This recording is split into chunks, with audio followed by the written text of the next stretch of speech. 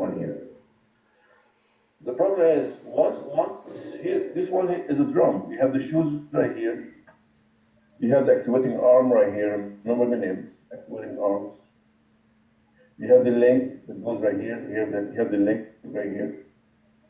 The problem is, once you put this assembly out, you'll find a lot of friction material right here, like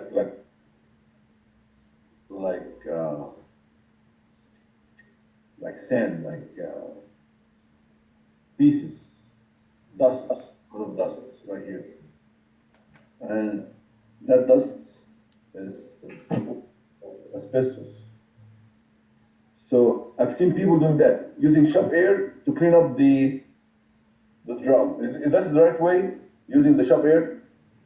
No. But the asbestos will spread all over, and that's poisonous. Yeah. I've seen people. I mean, those guys. I mean, I used to find those guys using the shop air to clean up the drum, and that dust, which is like the leftover from the friction materials, that's gonna go everywhere in the shop, and now you're gonna inhale all that stuff, and it's gonna go to your lungs. So the question is, what is the proper way to clean up the dust in the drum?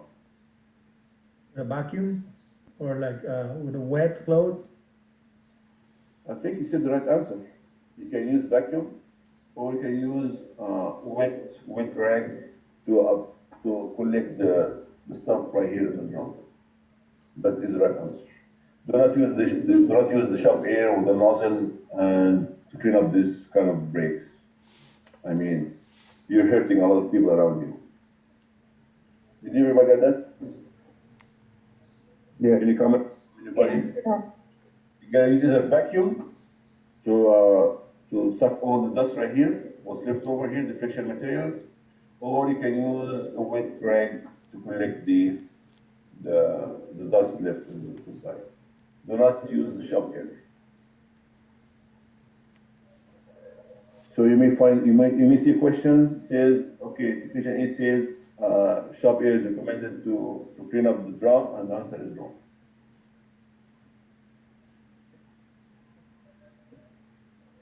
Let's go back here to again, people in the shop, again, you're not educated, you do all of mistakes. So we stop right here, and we agree that you have to know some. So here I'm showing you another drum. Look at this one here. What kind of assembly we have? Do we have single drum, or do you remember the names? Single. That's a double, a twin.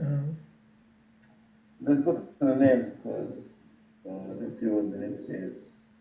It's a double meaning. So we have here what's called single leading shoe, and we have double leading shoe. So let's go back to the picture again, and tell me what plan we have right here. Yeah, single. That's a single leading shoe. Yeah, so this one is single.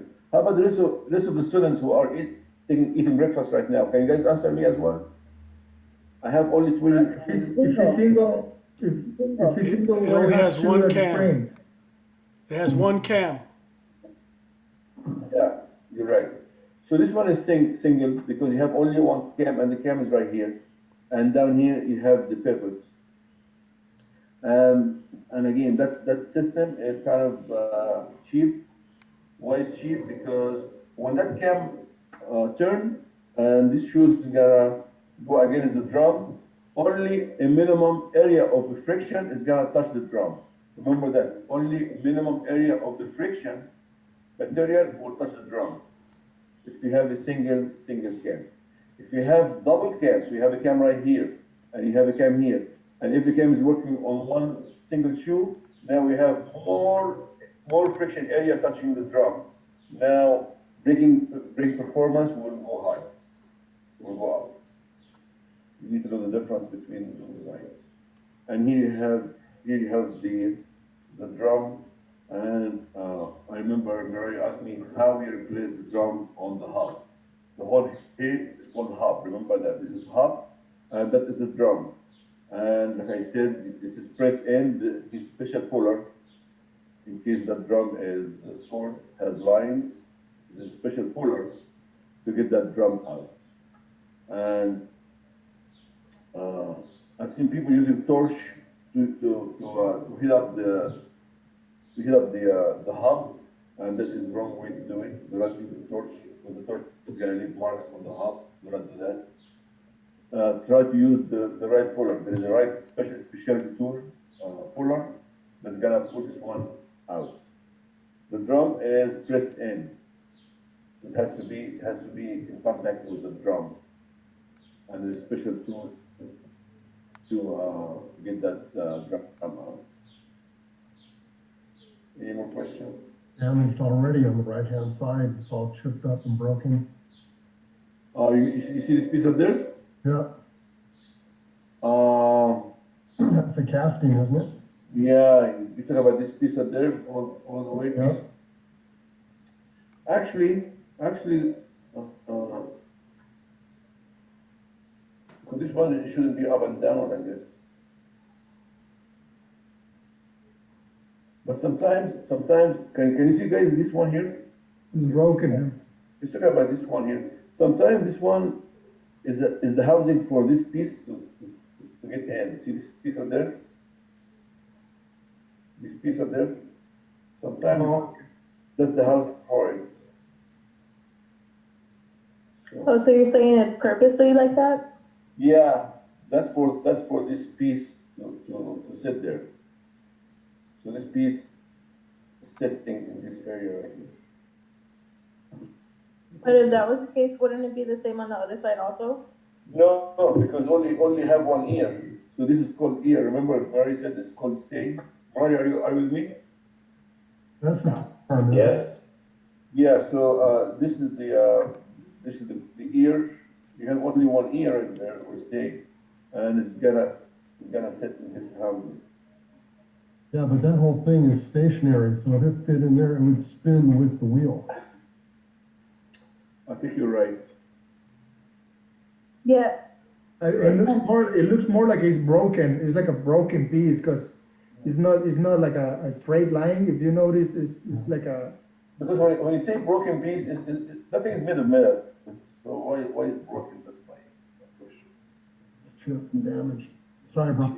Yeah. It's like the demo rim got dropped. You're right, guys. Let's go to this one here. Relining drum brakes. Remove the wheel. Here's the word I'm looking for. It's called relining. So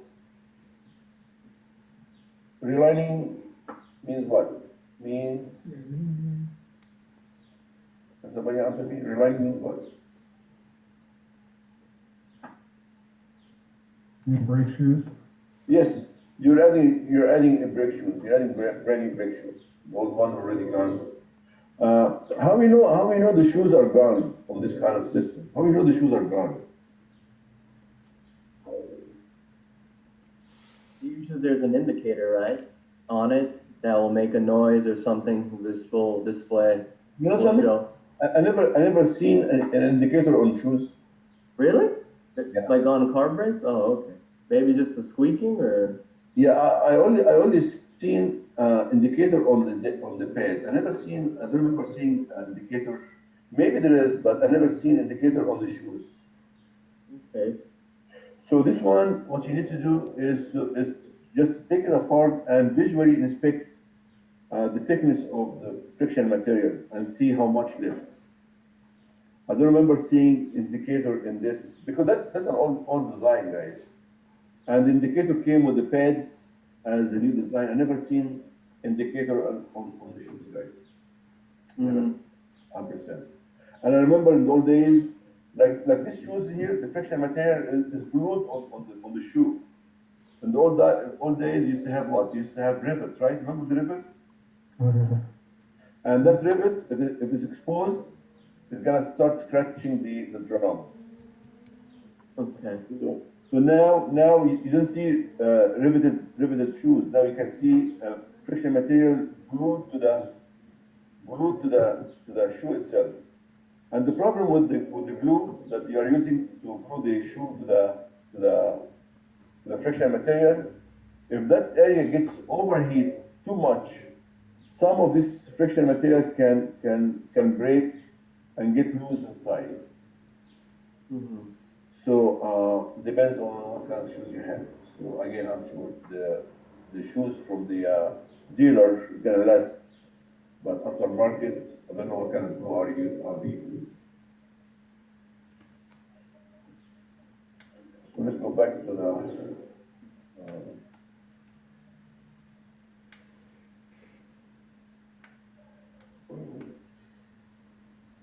Sorry. We're talking about this one here, right? We're done with this one, right? So this one here talks about installing a new set of shoes. Put masking tape over the entire lining surface of the new brake pad. Why is talking about the pads here? Oh,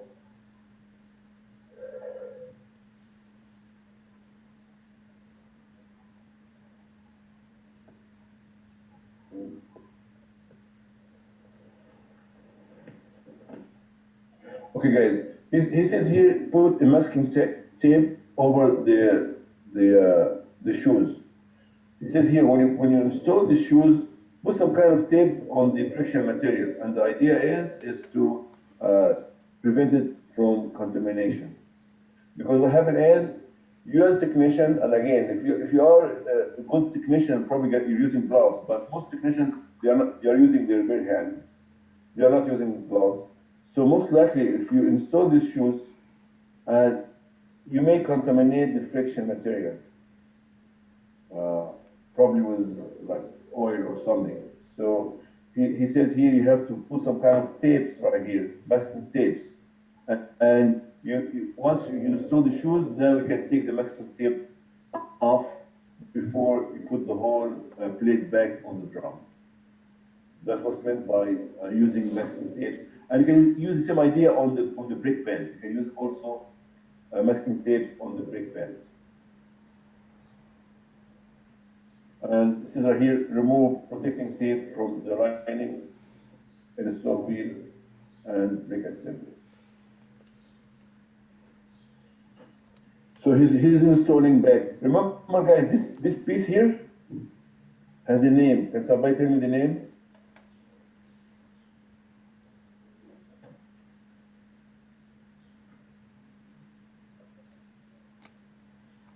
What's the name of this piece? Is that like the hub plate or hub cover? Backing plate?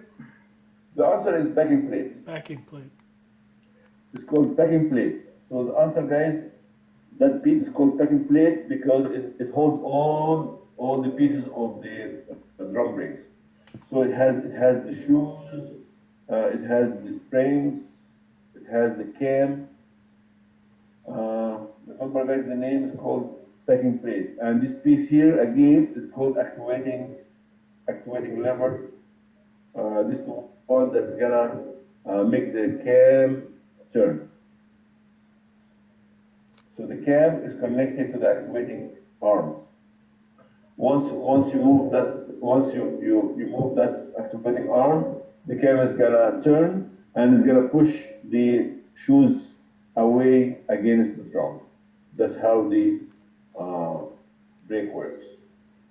By bringing the friction material to the drum. If the friction material, guys, is oily or greasy,